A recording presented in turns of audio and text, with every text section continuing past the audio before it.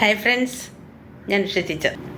നമ്മുടെയൊക്കെ വിവാഹ ജീവിതം ലളിതവും സുന്ദരവും ആകണമെങ്കിൽ നമ്മൾ ചില കാര്യങ്ങളിൽ ശ്രദ്ധിക്കേണ്ടതായിട്ടുണ്ട്. അതിന് സഹായകമായ പ്രധാനപ്പെട്ട ഒരു കാര്യമാണ് നാം തുറന്നു പെരുമാറുക എന്നത്. അങ്ങനെ നമ്മൾ തുറന്നു പെരുമാറിയാൽ ചിലരെങ്കിലുമൊക്കെ അത് വിഷമിപ്പിച്ചെന്നിരിക്കും. പല നല്ല ബന്ധങ്ങളും അതോടെ തകർന്നെന്നും ഇരിക്കും. എന്നാൽ മറ്റുള്ളവരോടുള്ള സ്നേഹവും ബഹുമാനവും കരുതലും എല്ലാം കാത്തു സൂക്ഷിച്ചുകൊണ്ട് തന്നെ അവരോട് തുറന്നു പെരുമാറിയാൽ നമ്മുടെ ജീവിതം ലളിതവും സുന്ദരവുമായി മാറും. അതിന് വേണ്ടത് അണ്ടർസ്റ്റാൻഡിങ്, പരസ്പരം മനസ്സിലാക്കുക എന്നത്. വിവാഹം എന്ന് പറയുന്നൊരു ലോങ് ടേം റിലേഷൻഷിപ്പാണല്ലോ. അപ്പോൾ അതിന് വേണ്ടത് അഡ്ജസ്റ്റ്മെൻ്റ് അല്ല, അണ്ടർസ്റ്റാൻഡിങ് തന്നെയാണ്. പരസ്പരം മനസ്സിലാക്കുക എന്നത്. അടുത്തത് അഡാപ്റ്റബിലിറ്റി, പൊരുത്തപ്പെടൽ. ഉത്തരവാദിത്വങ്ങളും മറ്റും ഷെയർ ചെയ്യേണ്ടി വരുന്ന അവസരങ്ങളിൽ അതിനോട് പൊരുത്തപ്പെടാൻ ശ്രമിക്കുക. പിന്നീട് വേണ്ടത് mutual respect and mutual trust, പരസ്പര ബഹുമാനവും പരസ്പര വിശ്വാസവും. ഇങ്ങനെയുള്ള ഒരുപാട് കാര്യങ്ങളുണ്ട്. Support, acceptance, appreciation. ഇതിനെല്ലേക്കാൾ ഏറെ പ്രധാനപ്പെട്ട ഒന്നാണ് കമ്മ്യൂണിക്കേഷൻ. എന്തും തുറന്ന് പറയാനുള്ളൊരു സ്വാതന്ത്ര്യം നമ്മൾ ഉണ്ടാക്കിയെടുക്കുക. ഇങ്ങനെ ഒരുപാട് കാര്യങ്ങൾ ശ്രദ്ധിച്ചാലേ നമ്മുടെ ജീവിതത്തെ ലളിതമാക്കിയും സുന്ദരമാക്കിയും മാറ്റാൻ പറ്റും. എൻ്റെ അഭിപ്രായത്തിൽ നമ്മുടെ പാർട്ട്ണറെ അല്ലെങ്കിൽ നമ്മുടെ പങ്കാളിയെ നമ്മൾ ബെസ്റ്റ് ഫ്രണ്ട് അഥവാ ഉത്തമ സുഹൃത്താക്കി മാറ്റിയാൽ ഈ പറഞ്ഞ എല്ലാ കാര്യങ്ങളും നമുക്ക് ഈസി ആയിട്ട് സാധിച്ചെടുക്കാൻ പറ്റും. ബെസ്റ്റ് ഫ്രണ്ടിനെ പാർട്ട്ണറാക്കണമെന്നല്ല ഞാൻ പറഞ്ഞത്, പാർട്ട്ണറെ ബെസ്റ്റ് ഫ്രണ്ടാക്കുക. നമ്മുടെ പാർട്ട്ണറെ നമ്മുടെ ബെസ്റ്റ് ഫ്രണ്ടാക്കി മാറ്റാൻ നമുക്ക് സാധിച്ചാൽ നമ്മൾ ഭാഗ്യം ചെയ്തവരാണ് എന്ന് കരുതാം. ബെസ്റ്റ് ഫ്രണ്ട്സ് എപ്പോഴും അവരുടെ സങ്കടങ്ങളും സന്തോഷങ്ങളും ഒക്കെ പരസ്പരം ഷെയർ ചെയ്യാറില്ലേ? വിവാഹ ജീവിതത്തിലും സൗഹൃദത്തിന് വളരെയേറെ പ്രാധാന്യമുണ്ട്.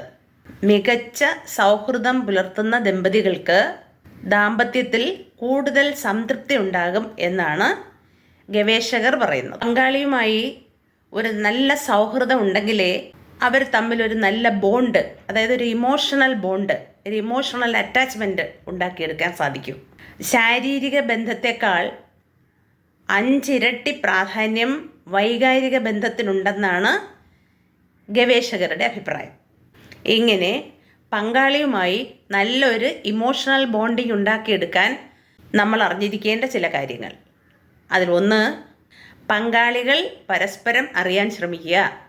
ആരൊക്കെയാണ് നമ്മുടെ പങ്കാളിയുടെ സുഹൃത്തുക്കൾ, നമ്മുടെ പങ്കാളിയെ വിഷമിപ്പിക്കുന്ന കാര്യങ്ങൾ എന്താണ്, അവരെ സന്തോഷിപ്പിക്കുന്ന കാര്യങ്ങൾ എന്തൊക്കെയാണ് എന്നിവയെക്കുറിച്ചുള്ള അറിവ് നമുക്കുണ്ടായിരിക്കണം.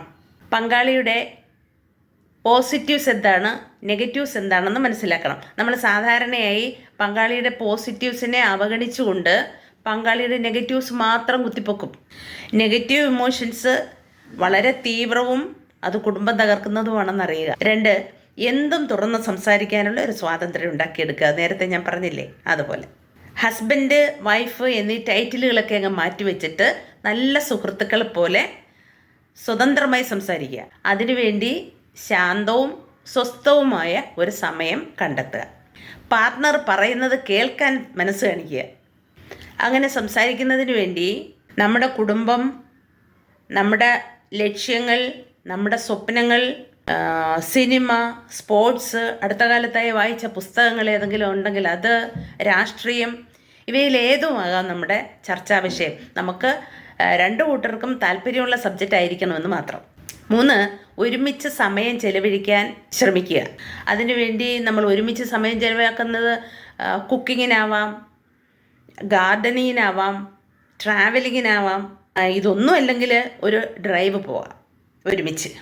അവസരങ്ങൾ വരുമ്പോൾ നമ്മൾ പരസ്പരം ഗിഫ്റ്റുകൾ കൈമാറാൻ ശ്രമിക്കുക. അതുപോലെ നമ്മൾ പാർട്ട്ണർക്ക് വേണ്ടി ഹെൽപ്പ് ഓഫർ ചെയ്യുക, അദ്ദേഹത്തെ അല്ലെങ്കിൽ അവരെ പ്രോത്സാഹിപ്പിക്കുക. 4, നമ്മുടെ ജീവിതത്തിൽ നേരിടേണ്ടി വരുന്ന പല വെല്ലുവിളികളെയും പ്രയാസഘട്ടങ്ങളെയും തരണം ചെയ്യുന്നതിന് ഇങ്ങനെയുള്ള ഒരു ഇമോഷണൽ അറ്റാച്ച്മെൻ്റ് ഉള്ള സൗഹൃദം വളരെയേറെ സഹായകമായിരിക്കും.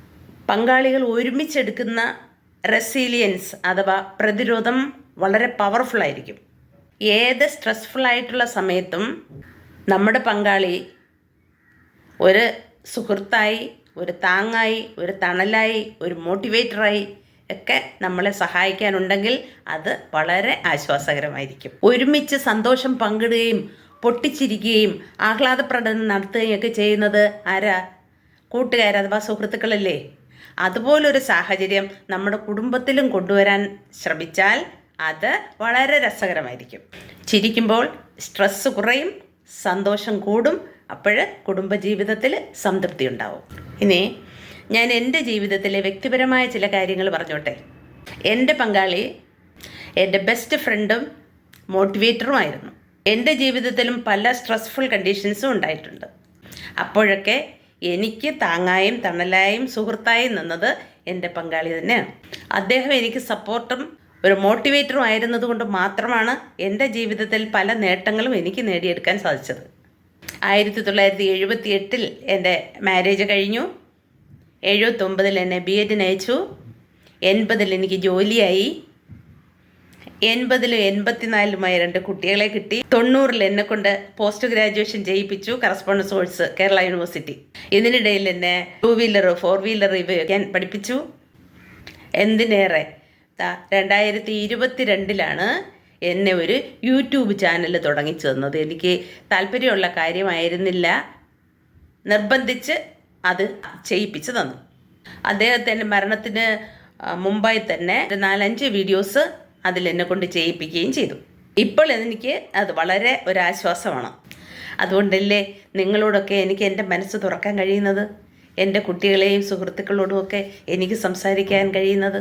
ഇങ്ങനെ പല നല്ല കാര്യങ്ങളും എൻ്റെ ജീവിതത്തിൽ എനിക്ക് നേടിയെടുക്കാൻ കഴിഞ്ഞത് എൻ്റെ പാർട്ട്ണർ എൻ്റെ ബെസ്റ്റ് ഫ്രണ്ട് ആയതുകൊണ്ടാണ്.